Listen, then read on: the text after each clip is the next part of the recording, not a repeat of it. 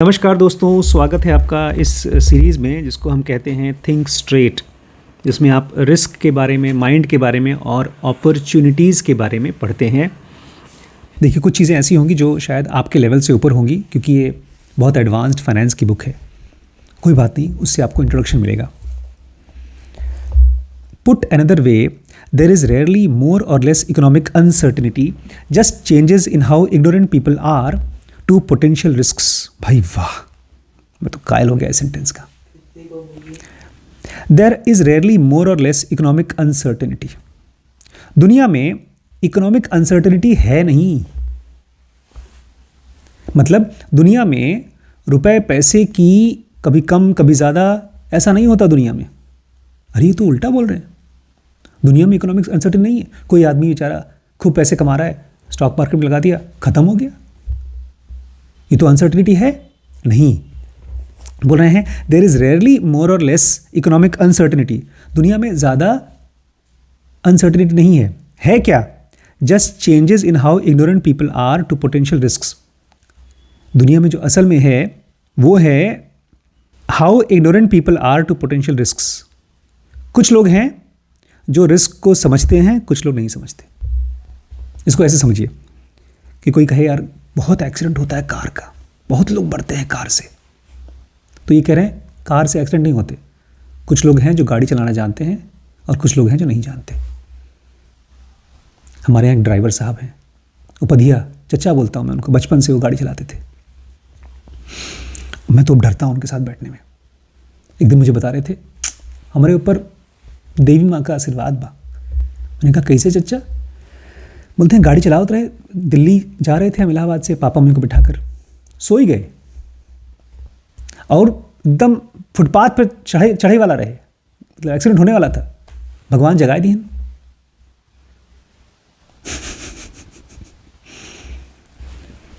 मैं नहीं चलाता ऐसी गाड़ी, मुझे ज़रा सा भी नींद आती है, गाड़ी रोक देता हूँ, मुँह हाथ धोता हूँ, चाय पीता हूँ, फिर गाड़ी चलाता हूँ। तो लोग, गाड़ी का मतलब है रिस्क। आप रिस्क के साथ खेलते हैं। तो कह रहे हैं कुछ लोग हैं जो रिस्क को समझते हैं, कुछ लोग हैं जो नहीं समझते। Just how ignorant people are to potential risks. जो लोग पोटेंशियल मतलब जो रिस्क आने वाले हैं उसको जानते हैं, वो लोग इग्नोरेंट नहीं हैं, और जो लोग नहीं जानते वो इग्नोरेंट है। Asking what the biggest risk are is like asking what you expect to be surprise about. ये मुश्किल सेंटेंसेस है शीश, तुम्हारे लिए बहुत मुश्किल है, but I am very happy that at the age of 15 you are able to hear this first time. अगर आप ये पूछते हैं दुनिया के सबसे बड़े रिस्क कौन कौन से हैं, तो आप ये पूछ रहे हैं मैं कौन कौन सी चीज़ों से सरप्राइज्ड हो सकता हूं। If you new what is the biggest risk as you would do something about it, and doing something about it, it would make it less risky. What your imagination can't fathom is dangerous stuff, and it is why risk can never be mastered. बोल रहे हैं अगर आपको पहले से पता चल जाए कि सबसे बड़े रिस्क कौन से हैं और आप उसकी तैयारी कर लें तो वो चीज़ तो लेस रिस्की हो जाएगी। What your imagination can't fathom is dangerous stuff. जो भी चीज़ें आपका इमेजिनेशन, आपकी कल्पना नहीं सोच पाती है, वो खतरनाक चीज़ें होती हैं। And it is why risk can never be mastered. और इसीलिए आप रिस्क को कभी भी मास्टर नहीं कर सकते। आप किसी और चीज़ को मास्टर कर सकते हैं, मैं बताऊंगा। I can promise you that will be the case going forward. The biggest risk and the most important news story of the next 10 years will be something nobody is talking about today. आप लोग बताएं, आप दोनों ही लोग, जब मैं बूढ़ा होऊंगा 60 साल का, 70 साल का, 80 साल का, तब तक आप दोनों बहुत सक्सेसफुल हो जाओगे। ये मेरी गारंटी है। मतलब जब मैं देख रहा हूँ, अगर आप जो चीज़ अभी कर रहे हो, जो सीख रहे हो, ये सीखना ना छोड़ दो, ये कंपाउंड हो जाएगी। तो जब 10 साल बाद जो दुनिया की सबसे बड़ी स्टोरी होगी, रिस्क वाली स्टोरी, कोविड टाइप की स्टोरी, वो ऐसी कोई स्टोरी नहीं होगी जो आज है। वो यूक्रेन और रशिया की लड़ाई नहीं होगी, वो कोविड-19 नहीं होगी, वो कोई और नई चीज़ होगी। No matter what year you are reading this book, the truth will remain. आप चाहे किसी भी साल में ये किताब को उठाएं, वो जो नई स्टोरी होगी जो दुनिया को झकझोर देगी, सरप्राइज कर देगी, हिला देगी, बैंकरप्सी लाएगी, वो ये वाली स्टोरी नहीं होगी जो आज है। I can say that confidently because it is always been true. और मैं ऐसा इसलिए बोल पा रहा हूँ क्योंकि पहले ये चीज़ें नहीं हुई थी। कोविड आज से पहले नहीं आया था, तो फ्यूचर में भी ये वाली स्टोरी नहीं आएगी। Even for something as great, as giant as Great Depression, many people were blind to what was happening even when it was well underway. जैसे कि इतनी बड़ी चीज़ ग्रेट डिप्रेशन आया था दुनिया में, और जब ग्रेट डिप्रेशन चल रहा था तो जो लोग उस समय थे उनको नहीं समझ में आ रहा था कि क्या चल रहा है. देखिए, अभी हम यहाँ बैठे हैं और बहुत सी चीज़ें जानते हैं, और इसीलिए हमारे बहुत से रिस्क कम हैं. अभी कल एक पेशेंट आया था, बूढ़ा होगा 80 साल का. उसको दर्द था पेट में ऑलमोस्ट 4-5 दिन से, और बहुत सीवियर पेन था. इतना दर्द था कि वो लेट नहीं पाया. अल्ट्रासाउंड कराने के लिए वो जैसे लेटा, बोलता नहीं लेट पाना. मैंने उसका जस्ट प्रोब रखा, उसको लेटाया, लेट ही नहीं पा रहा था. फिर जब मैंने उसको जहाँ मेन पेन हो रहा था वहाँ देखा तो उसका अपेंडिक्स फट गया. इंटेस्टाइन में छोटा सा पार्ट होता है अपेंडिक्स, वो फटा हुआ था. अगर मुझे ऐसा पेन हो तो मैं 4-5 दिन पहले जो फर्स्ट डे दर्द हो उसी दिन मैं डॉक्टर के पास जाऊं. इस बेचारे को नहीं आइडिया था. ऐसे ही बहुत सी लेडीज़ के साथ होता है. प्रेगनेंसी में आपकी बॉडी में जब बच्चे को डिस्ट्रेस होता है तो आपको पता चलना शुरू हो जाता है. अभी कल मैंने बहुत महीनों बाद दिन में 3 बार खाना खाया. मैं नॉर्मली 2 बार खाता हूँ, सुबह नाश्ता और रात को खाना. कल वो आ गया था अमन, तो जब मैंने उसको पूछा दोपहर को कि खाना खाओगे, उसने कहा हाँ सर खाएंगे, भूख लगी. तो उसके साथ मैं भी बैठ गया, तो 3 बार खाना खा लिया. तो रात को मेरा पेट बहुत फूल गया, फिर मैं सो गया, और सुबह मुझे पेट में डिस्टर्बेंस महसूस हुई. अगर मैं इसको सेंसिटिव ना हूँ तो मेरे लिए रिस्की है. रिस्क वो है जो आप नहीं सेंस कर पाते. अभी आप लोग, पता नहीं कैसा रिलेशनशिप मेरा आपके साथ है कि आप इस नॉलेज में इंटरेस्टेड हो और कई महीनों तक सीख रहे हो, सीखोगे भी, और जितना आप जानोगे उतना ही आपका रिस्क कम होते जाएगा. बहुत से रिस्क होंगे लेकिन वो रिस्क नहीं होगा जो आप जान जाओगे. रिस्क कम कर सकते हैं, बताता हूँ कैसे. पानी आपके लिए बहुत बड़ा रिस्क है. आप पानी में कूदें तो डूब जाएंगे, लेकिन अगर आप स्विमिंग पूल में तैरना जानते हैं तो कम से कम स्विमिंग पूल में नहीं डूबेंगे, तो एक रिस्क कम हो गया. फिर आपने नदी में प्रैक्टिस किया तो नदी का रिस्क कम हो गया. फिर आपने समुद्र में, तो समुद्र का रिस्क कम हो गया. तो आप रिस्क कम कर सकते हैं. रिस्क खत्म नहीं हो सकता, लेकिन रिस्क कम हो सकता है. ठीक ऐसे ही होता है पढ़ाई को लेकर के. कह रहे हैं the depression as we know today began in 1929. जो डिप्रेशन जिसको बोलते हैं ग्रेट डिप्रेशन, जैसा कि हम आज जानते हैं, वो 1929 में शुरू हुआ. But when the well-informed members of national economic leagues were polled in 1930 as to what they considered the biggest problem of the United States, they listed in under. लेकिन देखिए, आप लोग अभी उस लीग में नहीं आते जिसमें ये लोग आते हैं. Well informed member of national economic league, बहुत पढ़े लिखे लोग, बहुत बड़े पावरफुल लोग. जब उनसे पूछा गया, एक पोलिंग की गई कि बताओ 1930 में सबसे बड़ी बड़ी प्रॉब्लम्स क्या हैं यूएस की, अमेरिका की. तो एक लिस्ट बनी, इसमें सबसे ऊपर था एडमिनिस्ट्रेशन ऑफ जस्टिस, कि जो ये नहीं जस्टिस मतलब कोर्ट कचहरी, वो बहुत गलत तरीके से चलती है, वो सबसे पहले ठीक होनी चाहिए, वो सबसे ऊपर था. सेकंड नंबर पे था प्रोहिबिशन. प्रोहिबिशन क्या होता है कि हमको रोका जाता है, किसी चीज़ को ना करने दिया जाता है. ये बहुत से लोगों का पोलिंग किया गया, उनसे डाटा लिया गया. तीसरे नंबर पे था डिसरिस्पेक्ट ऑफ लॉ, कि जो पब्लिक है वो कानून को रिस्पेक्ट नहीं करती. चौथे लेवल पे प्रॉब्लम लिखा गया क्राइम, चोरी चपारी, मर्डर वगैरह, ये चौथे नंबर पे आया. सबसे ऊपर था administration of justice, second prohibition, third disrespect of law, चौथे पे क्राइम, पांचवें पे आया लॉ एनफोर्समेंट, कि हमारे यहाँ जो कुछ भी पुलिस वगैरह है, लॉ है, उसको ठीक से एनफोर्स नहीं कर पाते हम. अगर जोर लगाएंगे तब चीज़ें ठीक हो जाएंगी. और छठे लेवल पे वर्ल्ड पीस, कि दुनिया में पीस होना चाहिए. एंड इन 18th प्लेस, 18वें नंबर पे था अनएम्प्लॉयमेंट, जो कि होना चाहिए सबसे ऊपर, क्योंकि उस समय क्या चल रहा है, ग्रेट डिप्रेशन चल रहा है. लोगों के पास पैसा नहीं है, खाने को नहीं है, गरीबी पे लोग मर रहे हैं. और लोग क्या बोल रहे हैं कि लॉ एनफोर्समेंट, वर्ल्ड पीस. भैया सबसे पहले तो अनएम्प्लॉयमेंट को ठीक करना चाहिए, गरीबी दूर करनी चाहिए. ये 18वें नंबर पे था। और ये वो लोग हैं जो बहुत पढ़े लिखे लोग हैं। इसका मतलब 1930s में जिस समय डिप्रेशन चल रहा था, लोगों को नहीं समझ में आ रहा था, पढ़े लिखे लोगों को नहीं समझ में आ रहा था।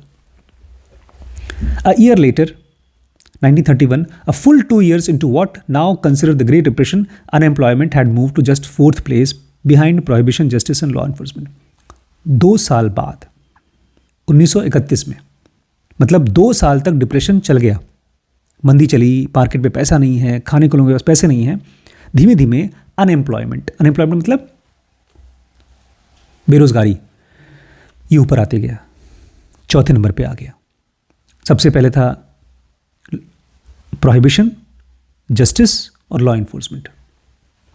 That's what made the great depression so awful.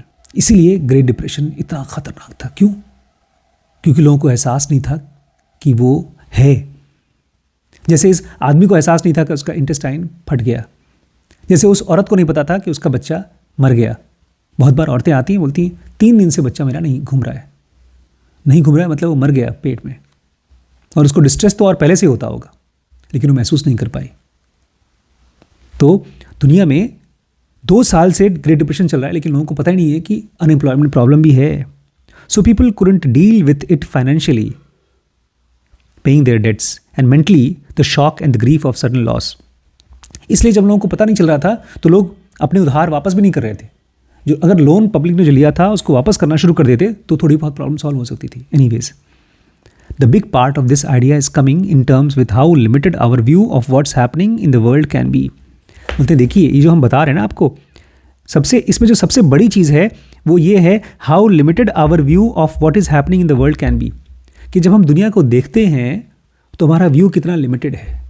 ये मेन चीज़ मैं बताना चाहता हूँ आपको। हम जब दुनिया को देखते हैं ना तो हमको बड़ा कॉन्फिडेंस होता है कि मैं सब समझ रहा हूँ। वो नहीं होना चाहिए, आपको डाउट होना चाहिए। फ्रैंकलिन डेलिनो रोजवेल्ट प्रेसिडेंट थे। उन्होंने कमरे में चारों तरफ देखा और हंसे, चकल किए। A reporter asked why he was so cheerful. तो एक अखबार वाले ने पूछा, सर आप इतने खुश क्यों हैं? बोलते हैं देखो किताबें देखो, यहाँ पर ढेर सारी किताबें हैं, हिस्ट्री की किताबें हैं, और लोग भी आएंगे बाद में, इतिहास लिखेंगे, हमारे बारे में लिखेंगे, और उनको लगता है that they will find answers to their questions. उनको लगता है कि जब मेरे पास आएंगे तो उनके सारे सवालों का जवाब दे दूंगा मैं। भैया मुझे कुछ नहीं पता। प्रेसिडेंट बोल रहे हैं मेरे पास क्वेश्चंस का आंसर नहीं है। हम लोग को भी लगता होगा यार, मोदी हैं, प्रेसिडेंट है, उनको तो पता होगा देश के बारे में कि कैसे प्रॉब्लम्स को सॉल्व करेंगे। कुछ नहीं पता उनको। ये रोजवेल्ट बोल रहे हैं अखबार वाले से। There is so much we don't know, and there is not just about future but about the past. इतना ढेर सारा है दुनिया के बारे में जो हम नहीं जानते, और भविष्य के बारे में नहीं, पास्ट के बारे में भी नहीं जानते हम। History knows 3 things. ये बड़ा मस्त है। बोलते हैं हिस्ट्री में खाली 3 चीज़ें होती हैं, मात्र 3 चीज़ें। सबसे पहला photograph, what has been photograph. आपने फ़ोटो ले ली, भाई थे वहाँ पर, उन्होंने उसके साथ हाथ मिलाया था, हमने फ़ोटो में देखा है। तो हिस्ट्री में व्हाट हैज़ बीन फोटोग्राफ्ड, जिस चीज़ को फोटो लिया गया वो होता है हिस्ट्री में। दूसरा, व्हाट समवन रोट डाउन और रिकॉर्डेड, या किसी ने किसी के बारे में कुछ लिखा। और तीसरा, words spoken by people whom historians and journalists wanted into interview who agreed to be interviewed। कुछ लोगों की इंटरव्यू ली गई और वो जो इंटरव्यू में लिखा गया, बोला गया वही है। एक इंटरव्यू देखिएगा, बड़ा मज़ेदार इंटरव्यू है नरेंद्र भाई मोदी का। वो प्राइम मिनिस्टर नहीं बने हैं, आपने देखा था ना। उसमें वो एक अखबार वाले ने उनसे पूछा कि गोधरा कांड जो हुआ था, पता है गोधरा कांड, उसमें ट्रेन को जला दिया गया था। उसके बाद उन्होंने पूरा गुजरात को बंद करके खूब मुस्लिमों के ऊपर अटैक करवाया था, मारा हो रहा था। मतलब कुछ ऐसा हुआ था जो बहुत मुस्लिमों को मारा गया था गोधरा कांड के बाद। तो उसका उनके ऊपर केस भी चला था नरेंद्र मोदी के ऊपर, और उसी केस की वजह से उनको अमेरिका का वीज़ा नहीं मिला था, मना कर दिया था उन्होंने कि हम नहीं देंगे वीज़ा इनको। अब तो खैर, तो उस इंटरव्यू में वो जो रिपोर्टर है उनसे पूछता है कि आप उसके बारे में साफ साफ क्यों नहीं बोल देते कि वो आपको आज भी डराता है, गोधरा कांड जो आपने वो डिसीजन लिया था। तो सोचिए उन्होंने क्या किया होगा नरेंद्र मोदी ने। वो बोलते हैं माइक उतारा, जाइए, दोस्ती बनी रहेगी, जाइए, पानी पी लीजिएगा, इनको नाश्ता करें, जाइए, बाय। वो रिपोर्टर बोलता, अरे नरेंद्र भाई, Modi ji bye. To rest for a while, water. Yeah. पानी आपके पीछे जो है। दोस्ती बनी रहे, अपनी दोस्ती बनी रहे। I am happy you came here, I am happy, I am thankful to you. It's okay, और थिंग्स आर, आपके आइडियाज हैं, आप बोलते रहिए, करते रहिए। 3-4 क्वेश्चंस आई विल एंजॉय। पर मोदी साहब, मोदी साहब, कल देखो, मैं दोस्ताना संबंध बनाना चाहता हूँ, आप उसको कोशिश कीजिए। मुझे एक चीज समझाएं sir. I am not talking about doing anything wrong, I am saying why can't you correct the image.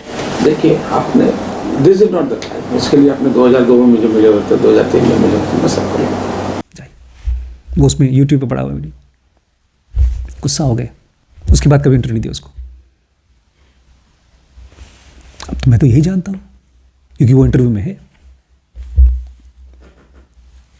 जो भी आदमी इंटरव्यू में बोलता है वो आपको इसको लिखते हैं। 3 चीज़ें होती हैं हिस्ट्री में, एक फोटोग्राफ, और जो लोगों से बातचीत करके लिखा गया वो, और जो इंटरव्यू में इंटरव्यू हुआ वो।